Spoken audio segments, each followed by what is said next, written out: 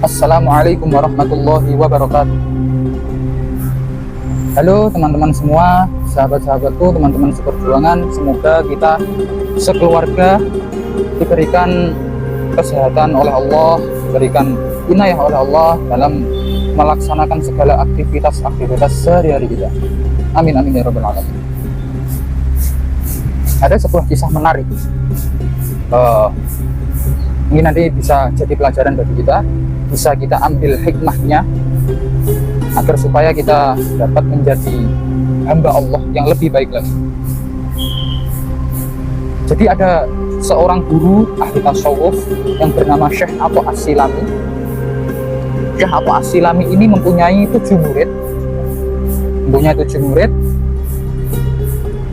Nah, dari ke-7 muridnya ini ada salah satu murid kesayangan yang jadi murid kesayangan beliau, yaitu namanya Ibrahim. Terus kemudian selang beberapa hari, mesti kan kalau murid kesayangan itu pasti mendapatkan perlakuan yang berbeda atau perlakuan yang spesial dari gurunya tersebut. Jadi hal itu menimbulkan kecemburuan dari murid-murid yang lain.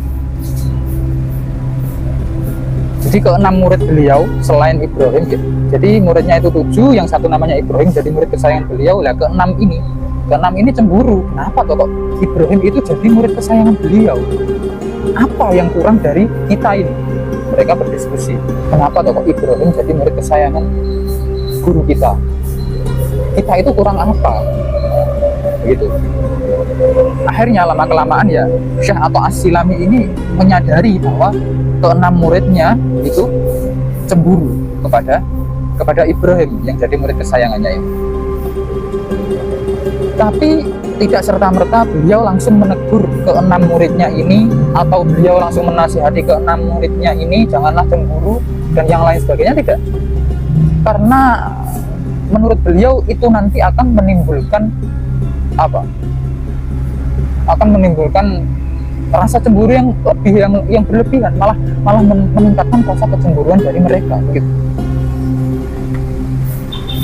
Jadi nanti Syekh Atha'ah As-Silami ini mencari cara dulu yang mungkin lebih pas untuk dijadikan alasan mengapa kok beliau sangat menyayangi Ibrahim ini daripada ke-6 muridnya yang lain.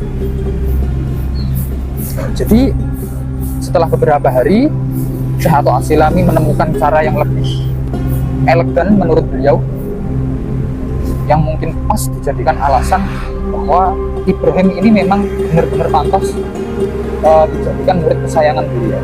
Nah, seperti itu.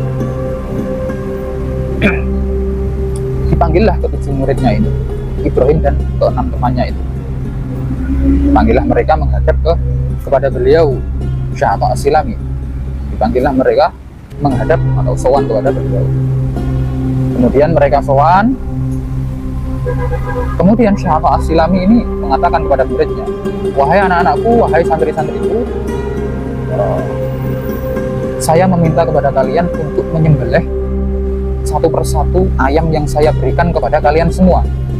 Jadi satu persatu dari kalian ini akan saya kasih ayam, akan saya kasih pisau untuk sampean sembelih di tempat yang sepi, yang sekiranya itu tidak ada orang yang tahu sama sekali. Jadi tugas kalian menyembelih ayam ini, tapi tidak ada yang tahu sama sekali. Itu perintah Syekh Atha'ah As-Silami. Kemudian mereka diberikan ayam satu persatu, diberikan pisau satu persatu. Kemudian mereka bergegas mencari tempat yang aman atau mencari tempat yang sepi, yang tidak ada orang sama sekali, tidak ada yang tahu sama sekali menurut mereka, untuk mereka menyembelih ayam di situ. Selang beberapa waktu ditunggu sama Syekh Atha'ah As-Silami ya. Kemudian satu persatu muridnya itu menyetorkan sembelihan ayam tersebut kepada gurunya tersebut. Wahai Syekh, saya telah menyembelih ayam ini dan pasti tidak ada yang tahu sama sekali. Saya yakin tidak ada yang tahu sama sekali.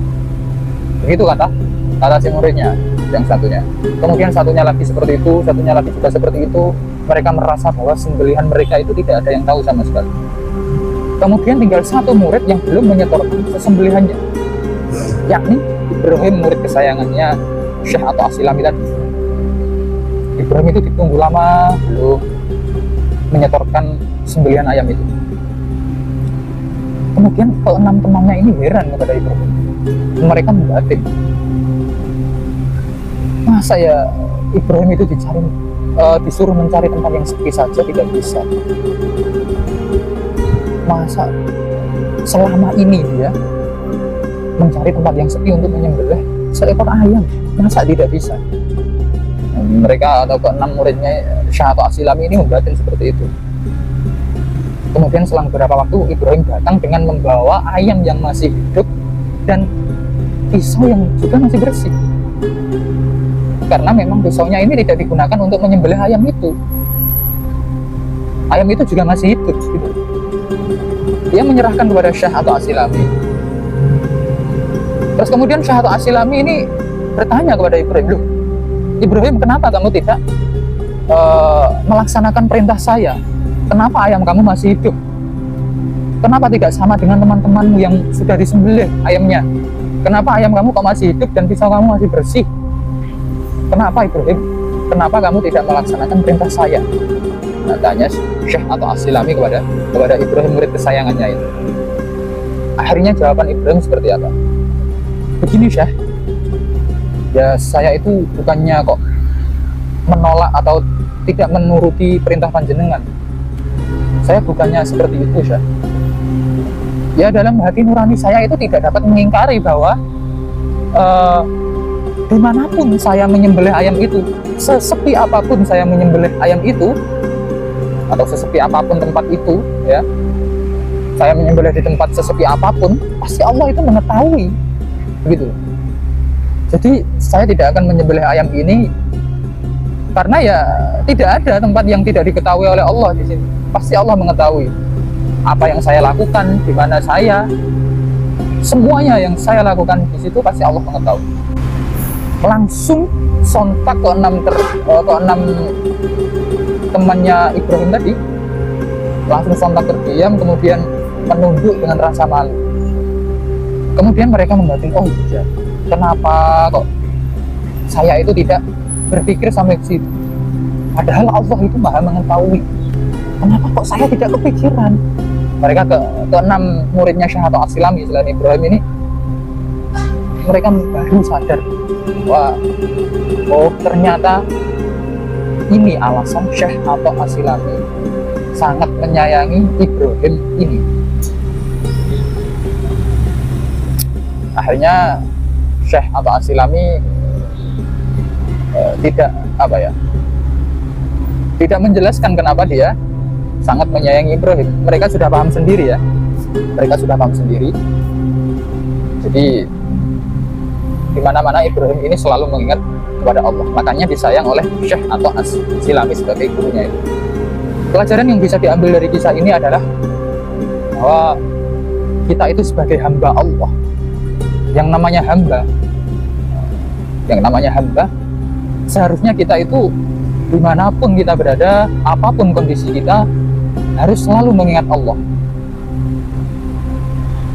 Nah, ketika sudah seperti itu, ketika sudah kita itu bisa mengingat Allah dimanapun kita berada, apapun kondisi kita, maka kita itu akan malu untuk berbuat maksiat.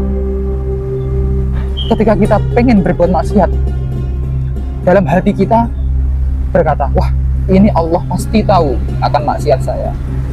Nah, kemudian kita tidak jadi melakukan maksiat. Nah, seperti itu. Makanya tanamkan dalam diri kita, dalam hati kita, bahwa kita itu harus selalu mengingat Allah Subhanahu wa Ta'ala dimanapun kita berada. Tanamkan dalam diri kita, tanamkan dalam hati kita, Allah selalu tahu apapun yang kita lakukan dimanapun kita berada. Seperti itu. Insya Allah nanti kita akan bisa menjauhi apapun yang dilarang oleh Allah Subhanahu wa Ta'ala.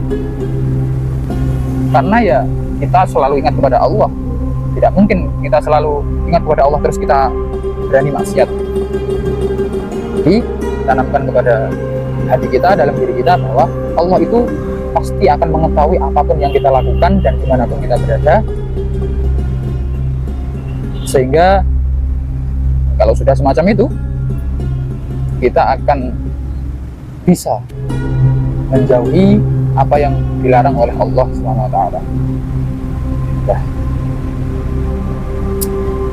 mungkin hanya ini yang dapat saya sampaikan. Semoga bisa menjadi pelajaran bagi kita, bisa menjadikan kita hamba Allah yang lebih baik lagi. Sekian dari saya, kurang lebihnya mohon maaf. Wallahul muwaffiq ila aqwamit thoriq. Wassalamualaikum warahmatullahi wabarakatuh.